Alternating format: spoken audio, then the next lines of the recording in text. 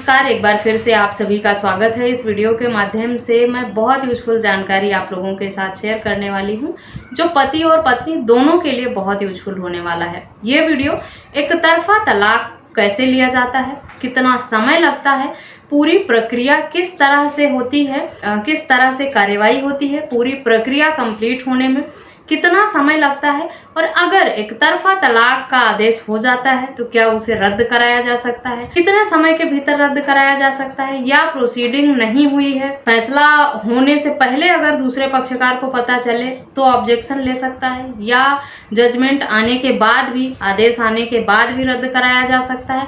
एक तरफा तलाक को लेकर बहुत सारे तरह तरह के सवाल लोगों के आए थे, पति और पत्नी दोनों की तरफ से।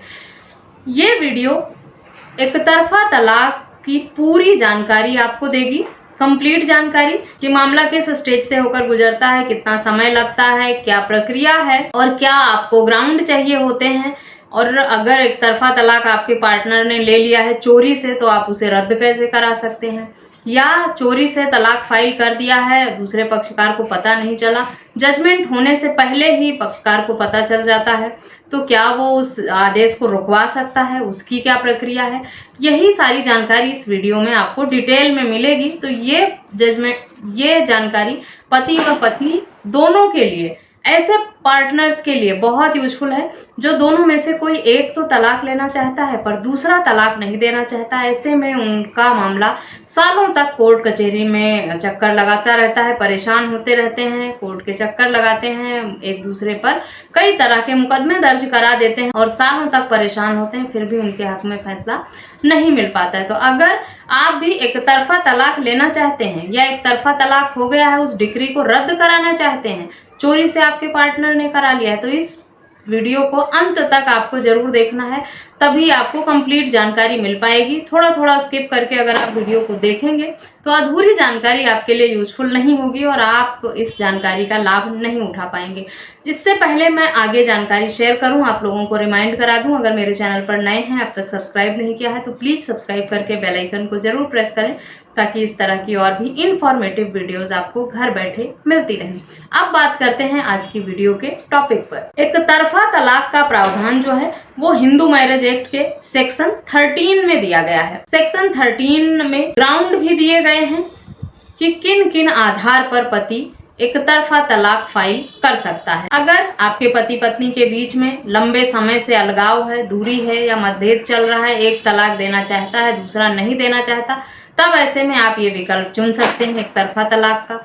इसके लिए आपको कोई ग्राउंड चुनना होगा जो हिंदू मैरिज एक्ट के सेक्शन 13 में प्रावधान किया गया है। उसके अंतर्गत कुछ ग्राउंड दिए गए हैं, एडल्ट्री का ग्राउंड, क्रूअल्टी का ग्राउंड, इस सब तरह के बहुत सारे ग्राउंड हैं जिसके आधार पर आप एक तरफा तलाक ले सकते हैं। एक तरफा तलाक के ग्राउंड क्या क्या हैं उस पर भी मैंने डिटेल में वीडियो बनाई है। अगर आपने अब तक नहीं देखी है तो डिटेल में जानकारी के लिए उस वीडियो को देख लें, ताकि आपको कंप्लीट जानकारी मिल सके। और अगर आप एक तरफा तलाक फाइल करना चाहते हैं तो आप उसे समझकर एक तरफा तलाक फाइल कर सकें। तलाक लेने के लिए आपको फैमिली कोर्ट में आवेदन करना होता है, तलाक का पिटीशन लगाना होता है। कुछ स्टेट में अब भी फैमिली कोर्ट मौजूद नहीं है, तो अगर आप ऐसे स्टेट में हैं जहां पे फैमिली कोर्ट नहीं है तो आपको फर्स्ट क्लास मजिस्ट्रेट का जो कोर्ट है वहां पे तलाक का पिटीशन लगाना होगा। हिंदू मैरिज एक्ट के सेक्शन 13 का उपयोग करके आप एक तरफा तलाक फाइल करते हैं। इसके साथ ही साथ आप वो ग्राउंड चुनते हैं कि किस ग्राउंड पर, किस वजह से आपको ये तलाक चाहिए। तलाक फाइल करने के लिए ग्राउंड होना जरूरी है। आप बेवजह किसी पार्टनर को तलाक नहीं दे सकते, छोड़ नहीं सकते हैं, इसीलिए आपके पास अपने पार्टनर से तलाक लेने का कोई वैलिड रीजन होना चाहिए। अब बात करते हैं प्रक्रिया की। जब आप पिटीशन लगाते हैं कोर्ट में, तब दूसरे पक्षकार को नोटिस जाती है कोर्ट से कम 3 नोटिस कोर्ट की तरफ से लगातार जाती है, एक के बाद दूसरी नोटिस और फिर तीसरी नोटिस। 3 नोटिस रिसीव होने के बाद भी अगर दूसरा पक्षकार कोर्ट के समक्ष आता नहीं है, तारीख पर हाजिर नहीं होता है, तब एक्स पार्टी की प्रोसीडिंग शुरू हो जाती है कोर्ट द्वारा। यानी लगातार 3 नोटिस रिसीव होने के बाद भी अगर दूसरा पक्षकार कोर्ट में नहीं आता है अपने पक्ष को रखने, अपनी बात को रखने, तब कोर्ट एक्स पार्टी की प्रोसीडिंग शुरू कर देता है, ये समझकर कि संबंधित व्यक्ति नोटिस ले रहा है, रिसीव हो रही है, उसके बाद भी नहीं आ रहा है। इसका मतलब वो इस मामले में दखल नहीं देना चाहता या अपना पक्ष रखना ही नहीं चाहता, या उसे कोई फर्क नहीं पड़ता कि तलाक हो या ना हो, सूचना उसे मिलनी जरूर चाहिए नोटिस के माध्यम से, नोटिस वापस नहीं आनी चाहिए, रिसीव होनी चाहिए, उसके बाद ही एक्स पार्टी की प्रोसीडिंग होती है। एक्स पार्टी की प्रोसीडिंग के बाद भी ऑब्जेक्शन का एक मौका दिया जाता है। उसके बाद भी अगर दूसरे पक्षकार को पता चलता है और वो आ जाता है, अपना ऑब्जेक्शन फाइल करता है उस पे, तो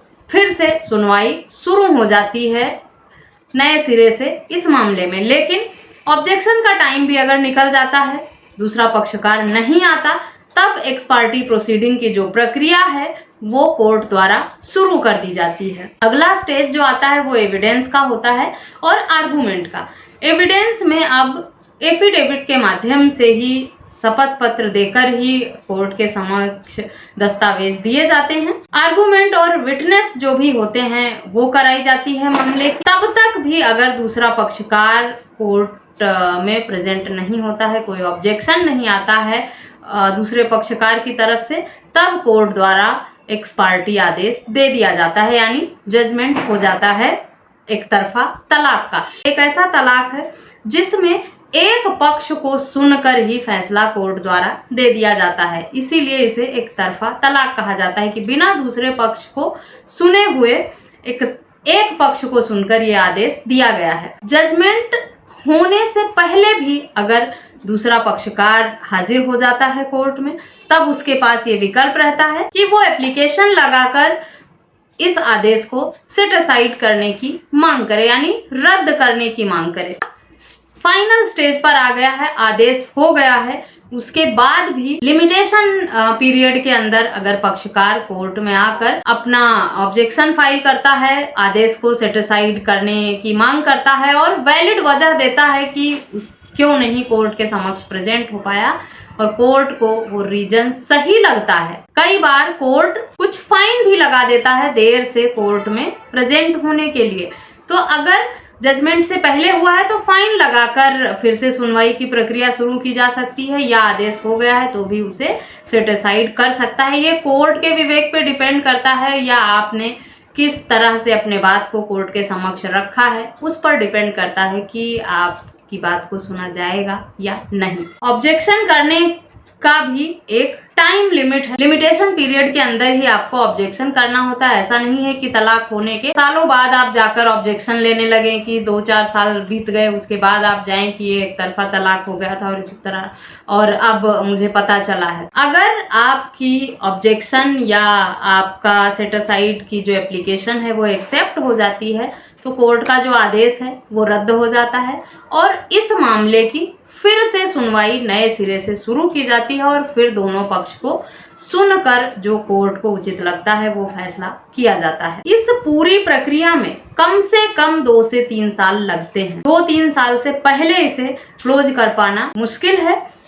कम से कम इतना समय, अधिकतम कोई समय की लिमिट ही नहीं है कि कितना टाइम लगेगा एक्स पार्टी आदेश होने में, क्योंकि कई बार होता है कि दूसरा पक्षकार जो है वो बीच बीच में कभी आके प्रेजेंट हो जाता है, फिर गायब हो जाता है, तो ऐसे में समय और लंबा खिंच जाता है। प्रक्रिया तो वही रहती है, लेकिन ऐसे में फिर नोटिस की प्रक्रिया बढ़ जाती है, डेट्स और ज़्यादा मिल जाते हैं, इस वजह से थोड़ा देर से फैसला आता है। तो कम से कम 3 साल आप मान के चलिए अगर आप एक तरफा तलाक लेने की सोच रहे हैं। एक तरफा तलाक किस किस ग्राउंड पर लेना है, इस पर जो डिटेल वीडियो बनाई है आप उसे भी देख सकते हैं, ताकि आप ये समझ सकें कि ये आधार है अगर आपके पास, तो आप एक तरफा तलाक फाइल कर सकते हैं। इस वीडियो के माध्यम से मैंने एक तरफा तलाक कितने दिन में मिलता है, क्या प्रक्रिया है, किस तरह से आदेश आता है और सुनवाई कैसे होती है, ये सारी जानकारी दी है। आशा करती हूँ पूरी जानकारी आपके लिए यूजफुल होगी। वीडियो यूजफुल लगी है तो और लोगों के साथ शेयर करना बिल्कुल भी ना भूलें। इस वीडियो में बस इतना ही, मिलते हैं नेक्स्ट वीडियो में, तब तक के लिए थैंक यू